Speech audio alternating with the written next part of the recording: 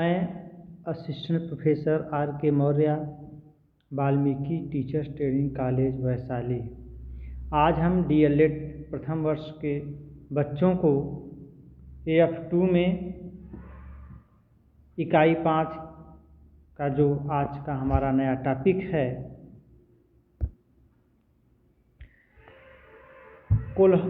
कोहलवर का नैतिक विकास का सिद्धांत। कहने का तात्पर्य है कोहलवर का नैतिक विकास का सिद्धांत। एक मनोवैज्ञानिक हैं, उनके अनुसार बच्चों का नैतिक विकास कैसे होता है। नंबर 1, नैतिकता वह गुण होती है जिसमें सही व गलत का हमें पहचान होती है। अगर जैसे बच्चा नैतिक कार्य करता है तो उसकी हम प्रशंसा करते हैं, उन्हें शाबाशी देते हैं और उनसे कहते हैं कि बच्चा आप अच्छे कार्य करिए। उनके अंदर नैतिकता का गुण आता है। नैतिकता होता क्या है? पहले हम नैतिकता के बारे में जानें। नैतिकता है क्या? नैतिकता वह गुण या हम संस्कार कह सकते हैं जो कि बच्चा अपने माता पिता या गुरु से धीरे धीरे सीखता है और वह सही व गलत का पहचान करने लगता है। और नैतिकता द्वारा बच्चा जो है अच्छे कार्य करता है, जैसे बड़ों का सम्मान करना, माता पिता को प्रतिदिन प्रणाम करके या पैर छूकर स्कूल जाना, छोटे भाई से प्यार करना और बुजुर्ग को सम्मान देना, उनके कार्य में सहयोग देना, यही नैतिकता है। इस सिद्धांत की अवस्था की सिद्धांत भी कहा जाता है। कहने का इस सिद्धांत को अवस्था की सिद्धांत भी कहा जाता है। इसे मुख्य 3 भाग या 6 उपभागों में बांटा गया है। यह सार्वभौमिक है। कहने का तात्पर्य यह सब जगह है, सभी जगह है, यह सार्वभौमिक कहा गया है। नंबर 1, पूर्व परंपरागत अवस्था। कहने का मतलब पूर्व परंपरागत अवस्था, जब बालक बाहरी घटना के आधार पर किसी व्यवहार को नैतिक या अनैतिक मानता है तो उसमें 2 अवस्था होती हैं और ये 4 से 10 वर्ष के बीच की अवस्था कहा जाता है। ये आज्ञा और दंड की अवस्था। नैतिकता बंद पर आधारित होती है। नैतिकता का मुख्य आधार दंड होता नहीं है। नैतिकता बाहरी तत्वों द्वारा निर्धारित नियंत्रण होती है। जो नैतिकता होती है वो दंड पर आधारित नहीं होनी चाहिए। आज्ञा और दंड की अवस्था होता है, इसे भी कहा जा सकता है। कहने का तात्पर्य आज्ञा और दंड की अवस्था देते हैं जैसे बच्चा आगे चलकर कुछ उसे सीख मिले। फिर है अहंकार की अवस्था। इस अवस्था में बालक का व्यवहार स्वयं की इच्छा पूरा करने के लिए होता है। बालक में अहंकार होता है यदि उसका कोई उद्देश्य झूठा बोलना या चोरी करने में पूरा हो जाता है तो उसे अनैतिक समझा जाता है। इसलिए इस अवस्था को अहंकार की अवस्था कहते हैं। अब हमारा अगला टॉपिक है परंपरागत अवस्था। यह अवस्था 10 से 13 वर्ष का होता है। इस अवस्था में बच्चों का व्यवहार उसके माँ बाप या किसी बड़े व्यक्ति का द्वारा बनाए गए नियम पर आधारित होता है। कहने का तात्पर्य है कि परंपरागत हमें मिल रहा है शिक्षा, नैतिक शिक्षा। यह जो है परंपरागत जो हमें नैतिकता मिल रहा है, ये हमें अपने बुजुर्ग माता पिता दादा दादी के द्वारा हमें ये सब चीज़ मिलता है। जैसे हमारे घर के परिवार के सदस्य रहेंगे उसी आधार पर हमारे नैतिकता का विकास होगा। जो निम्न है। नंबर 1, प्रशंसा की अवस्था। बालक उस व्यवहार को नैतिकता मानता है जिसमें उसे प्रशंसा मिलती है। कोई भी व्यवहार प्रशंसा पाने के लिए करता है। इस अवस्था में 10 से 13 वर्ष की जो अवस्था है वह अपने को प्रशंसा पाने के लिए उस कार्य को करता है। बी है सामाजिक व्यवस्था के प्रति सम्मान की अवस्था। बच्चे की नैतिकता समाज के आदेश कानून न्याय पर आधारित होती है। सामाजिक नियमों के विरुद्ध कार्य को अनैतिक मानता है। चिंता फिल्म नहीं देखना चाहिए। कहने का तात्पर्य है शराब पीना नहीं चाहिए। समाज में अगर सम्मान पाना है तो उन्हें क्या क्या करना चाहिए? उन्हें गंदी फिल्म नहीं देखना चाहिए, शराब नहीं पीना चाहिए, सिगरेट नहीं पीना चाहिए, अश्लील बातें नहीं करना चाहिए। ये सब सामाजिक व्यवस्था के प्रति सम्मान की अवस्था होती हैं। अगर अनैतिकता बच्चे के अंदर उत्पन्न होगी तो फिल्म देखेगा, गंदी बातें करेगा, शराब पिएगा, सिगरेट पिएगा, गुटखा खाएगा। अब तीसरा हमारा हेडिंग है उत्तर परंपरागत अवस्था। यह 13 से 16 वर्ष की अवस्था होती है। ये कितने वर्ष की होती है? 13 से 16 वर्ष। इसमें नैतिकता बालक के अंदर से आती है। इसके भी 2 भाग होते हैं। कहने का तात्पर्य इसमें अंदर से बालक के अंदर यह नैतिकता उत्पन्न होता है। नंबर 1 सामाजिक समझौते की सिद्धांत की अवस्था। सामाजिक समझौते की सिद्धांत की अवस्था। बालक के अंदर से यह भाव आता है कि समाज हमारी रक्षा करता है, हमें समाज के नियमों का पालन करना चाहिए। 5 वर्ष तक लिखे जो 5 वर्ष का बालक है उसके लिए समाज द्वारा जो है अच्छे अच्छे शब्द का प्रयोग कराए जाते हैं बालक को बोलने के लिए, ताकि यह बालक आगे चलकर जब उसके उस ऊपर जिम्मेदारी आएगी तो वह फिर जो आने वाले कल के बच्चे होंगे उन्हें उसी प्रकार का वो व्यवहार करेगा और अच्छी तरह से उन्हें बातें करने के लिए प्रेरित करेगा।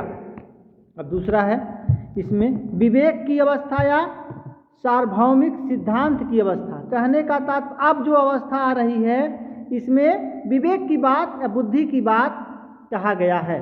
इसमें व्यक्ति अच्छे बुरे नैतिक अनैतिक का निर्णय स्वयं से लेता है और अपना नियम बनाता है। अब क्या है वह उसमें क्या अच्छा है क्या बुरा है क्या गलत है वो स्वयं के अंदर उसके अंदर निर्णय आता है और नियम बनाता है। यदि कोई कार्य समाज गलत करता है तो उसके प्रति वो विरोध करता है, उसके प्रति वह विरोध करता है और वह कहता है कि ये गलत है, ऐसा करना समाज के लिए हानिकारक है, हम इसका विरोध करेंगे चाहे आप लोग कितना सपोर्ट करिए। इसलिए यह ध्यान देना चाहिए कि अगर समाज में कोई व्यक्ति गलत कर रहा है तो उसका जो अच्छे लोग हैं समझदार हैं वो सबसे पहले उसका विरोध करते हैं। अब हमारा अगला टॉपिक है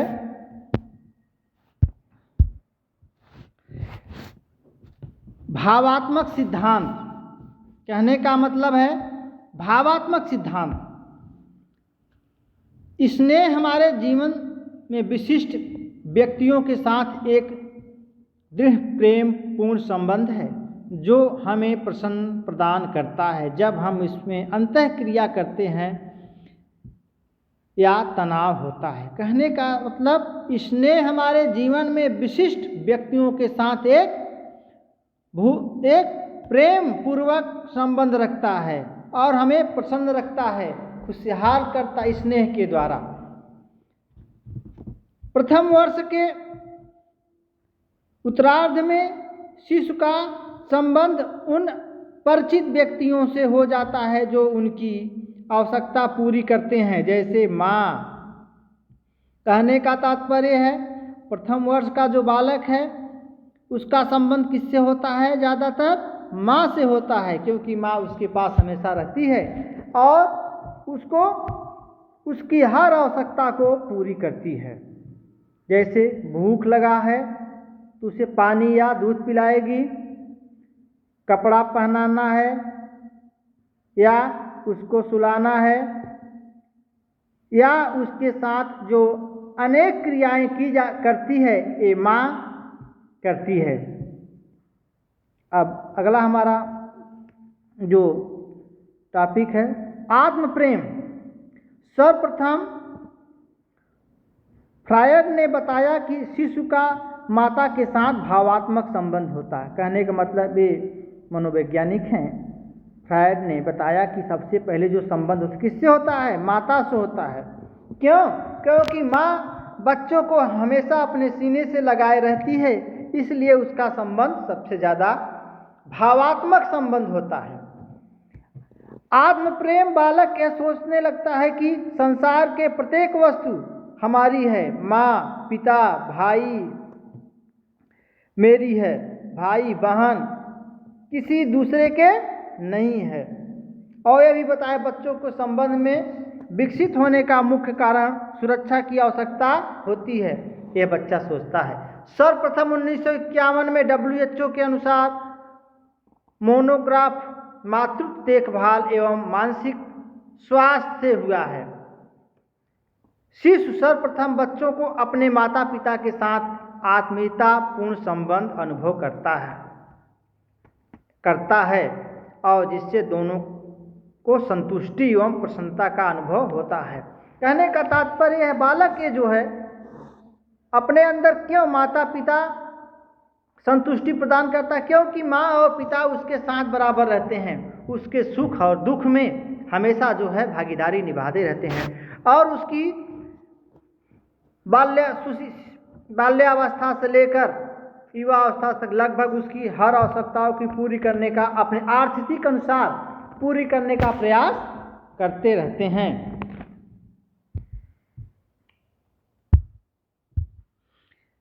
अब हमारा अगला टॉपिक है बच्चों के उसकी माता के साथ जुड़ाव की प्रकृति। कहने का तात्पर्य बच्चों के उसकी माता के साथ जुड़ाव की प्रकृति। जो बच्चे होते हैं माता के साथ कैसे जुड़ाव रहता है।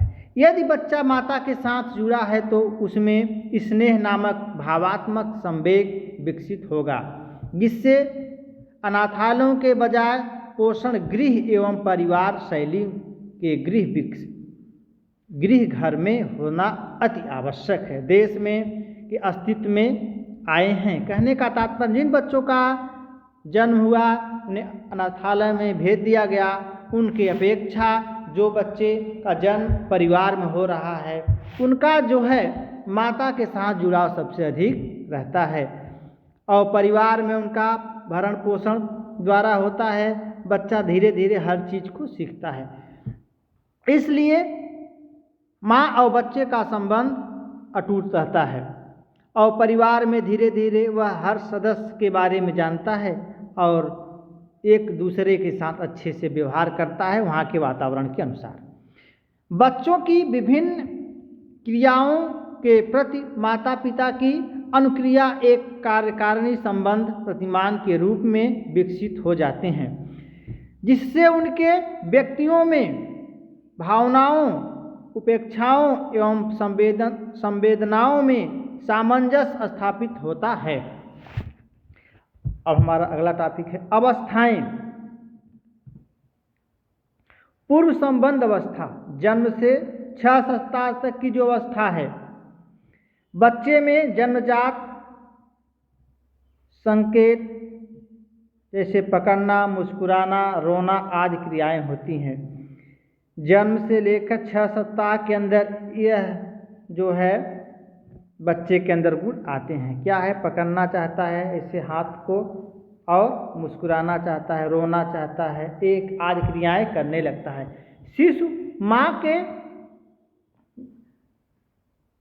शिशु माँ को आवाज़ से पहचानने लगता है। कहने का तात्पर्य है जब कुछ समय और बीतता है तब बालक अपने माँ की आवाज़ से पकड़ लेता है, ये मेरी माँ है।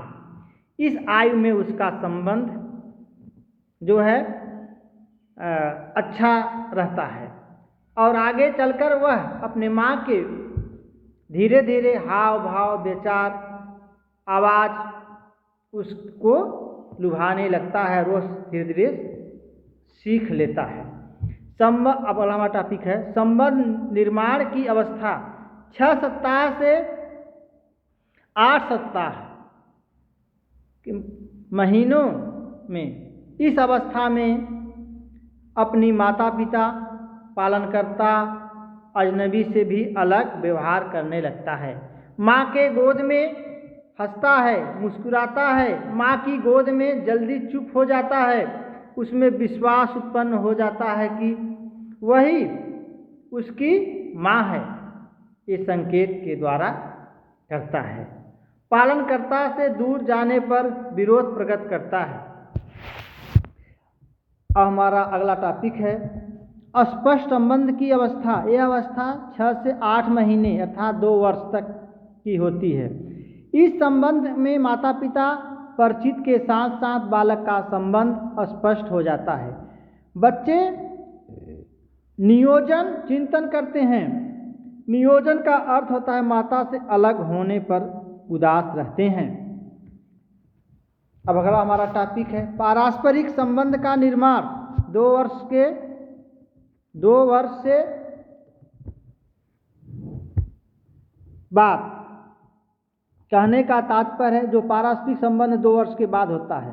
बालक का भाषाई विकास तथा माता पिता के आने जाने का समय का पूर्व अनुमान करना सीख लेता है और धीरे धीरे अपने बाहरी बच्चों के साथ वह संबंध बनाना सीखने लगता है। समूह में रहना भी थोड़ा थोड़ा उसे पसंद आने लगता है। ये सब क्रियाएं कब करता है?